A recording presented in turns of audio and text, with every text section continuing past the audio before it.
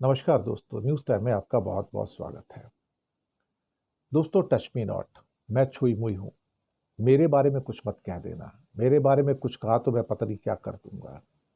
आप शिवाजी के बारे में कुछ मत कह देना। आप महाराणा प्रताप के बारे में कुछ मत कह देना। आप राणा सांगा के बारे में कुछ मत कह देना, वरना गद्दार ठहरा दिए जाएंगे। शिंदे साहब के बारे में कुछ मत कह देना। कोई कॉमेडी होगी तो बड़ी मुसीबत आ जाएगी साहब। वो भी हो गया बम्बई में, ऑफिस वगैरह तोड़ दिए गए, सब कुछ हो गया। अब क्या कहा जाए। ट्रम्प साहब, उनके अमेरिका में एक फ्रांस के स्पेस साइंटिस्ट जाते हैं और वहाँ पे स्पेस की एक कॉन्फ्रेंस हो रही होती है। उसमें भाग लेने के लिए स्पेशल इनवाइट ही होते हैं फ्रांस से कि दुनिया के बड़े स्पेस साइंटिस्ट हैं। एयरपोर्ट पे उनके मोबाइल को और सो कॉल्ड, जिसको क्या कहते हैं कि लैपटॉप को चेक किया जाता है, तो पाया गया कि उसके अंदर कि हाँ, उन्होंने कभी अपने किसी ट्वीट के अंदर ट्रंप के द्वारा जो रिसर्च की फंडिंग में कटौती की गई अमेरिका में, उसकी उन्होंने आलोचना की कि ये ठीक नहीं है विज्ञान के लिए। उसको एयरपोर्ट से ट्रंप प्रशासन के खिलाफ होने का इल्ज़ाम लगा के डिपोर्ट कर दिया गया। ये कोई हिंदुस्तानी साइंटिस्ट नहीं था, पाकिस्तानी नहीं था साहब, ये फ्रांस का स्पेस साइंटिस्ट था। हिंदुस्तान में शिंदे साहब के बारे में कुछ कह दिया तो पता लग रहा है कि शिव सैनिकों ने कामरा के पूरे स्टूडियो वगैरह ही तोड़ दिए, पता नहीं क्या क्या तोड़ दिया, और सारा दिन हल्ला गुल्ला रहा। और टेलीविजन पे एक बहुत बढ़िया न्यूज़ आपको मिल गई। अब यहाँ पर कोई विज्ञान की बातें तो होंगी नहीं। यहाँ पर तो यही बातें होंगी सारी की सारी कि औरंगजेब क्या था। औरंगजेब नहीं पसंद, दारा शिकोह को पसंद कर लो। औरंगजेब आक्रांता था, लेकिन उसका भाई दारा शिकोह आक्रांता नहीं था। किसको कहा जाए।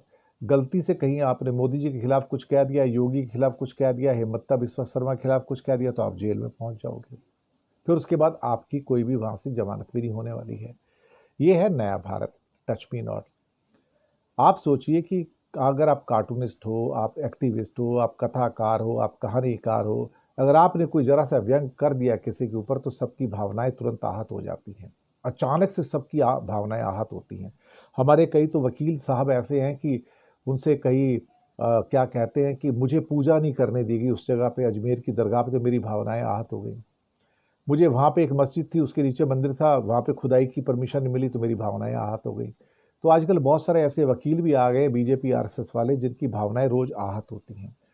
और बाकी बीजेपी आरएसएस वालों की भावनाएं तो ऐसी है कि जैसे ऐसे लगता है पेड़ पे कोई इमली लगी हुई है, जब मर्जी तोड़ लो, उनकी भावनाएं तुरंत आहत हो जाती हैं। जोर जोर से जय श्री राम के नारे लगाने वालों की भावनाएं कैसे जल्दी आहत हो सकती हैं। खासतौर से जब वो मस्जिद के सामने से गुजरते हैं, तो इतनी जोर जोर से नारे लगा के फिर जो उनके एक्शंस होते हैं, आप देख सकते हैं कि श्री राम के चेले कितने हैं। लेकिन उनकी भावनाएं बड़ी आहत हो जाती हैं। Touch me not. आरएसएस वाले कहते हैं मुझे छूने की कोशिश मत करना, मुझसे मत पूछ लेना कभी मेरे पैसे कहाँ से आए, मेरी फंडिंग कहाँ से आ रही है, वरना क्या करूंगा, आप समझ सकते हो ना। और जजेस, ये कहा जाता है कि बीजेपी वाले कहते हैं अक्सर आरएसएस वाले, देखिए हम तो न्यायालय पे विश्वास करते हैं, जो न्यायालय फैसला देगा हमें स्वीकार होगा। और न्यायालय किसके हैं? इनके हैं। जज किससे हैं? इनके हैं। भगवाधारी जजेस सारे बिठा दिए, तो आपके पक्ष में फैसले आएंगे, आपको जो करना है कर लो। तो तालिबानी साम्राज्य में अगर आप कुछ किसी के बारे में कहते हैं तो भाई सोच समझ के कहिएगा। क्या पता भाई उठा के आपका कोई ऑफिस तोड़ दे, क्या पता आपके घर को तोड़ दे, क्या पता ये तो बुलडोजर लेके बैठे हैं। एक बड़ी अच्छी बात है कि बीजेपी के चीफ मिनिस्टर को और सरकार को सुप्रीम कोर्ट के जो बुलडोजर के ऊपर नियम है उसका बिल्कुल भी ख्याल नहीं है। वो कहते हैं to hell with supreme court. क्या करना है साहब। बीजेपी सरकारों का ये रवैया है कि हम तो बुलडोजर चलाएंगे, तुम्हें जो ऑर्डर देना देते रहो, तुम क्या कर लोगे हमारा? कुछ नहीं कर सकते आप हमारे खिलाफ। ये चुनौती है सुप्रीम कोर्ट को। किसकी चुनौती है? बीजेपी के चीफ मिनिस्टर की। चाहे योगी आदित्यनाथ हो, हेमंता बिस्वा शर्मा हो, या फिर फडणवीस साहब हो, बोलते हम तो तोड़ेंगे।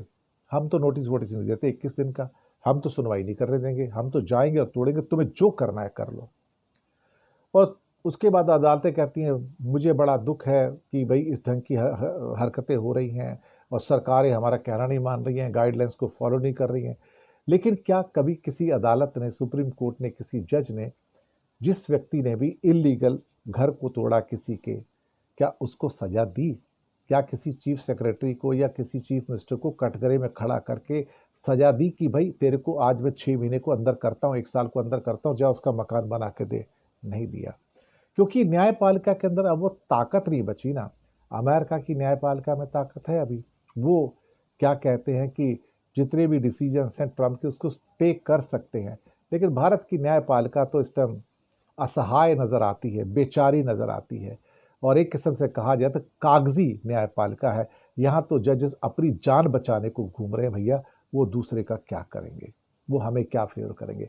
जिस देश का मुख्य न्यायाधीश, सम्मानीय मुख्य न्यायाधीश संजीव खन्ना 7 दिन तक भारत को अंधेरे में रखता है और नहीं बताता है कि यशवंत वर्मा के यहाँ जले हुए नोट मिले वहां पर, और वो भी करोड़ों के अंदर, और उम्मीद किससे करोगे आप साहब। हर आदमी अपनी जान बचा रहा है कि कहीं मोदी मेरा नुकसान ना कर दे, अमित शाह मेरा नुकसान ना कर दे। और जज लोया का जो हाल हुआ है, कहीं ऐसा ना हो कि सबका वही हाल हो जाए। तो डरी हुई जो संस्थाएं होती हैं, जो डरे हुए लोग होते हैं, वो एक डरा हुआ लोकतंत्र बनाते हैं, एक डरा हुआ देश बनाते हैं।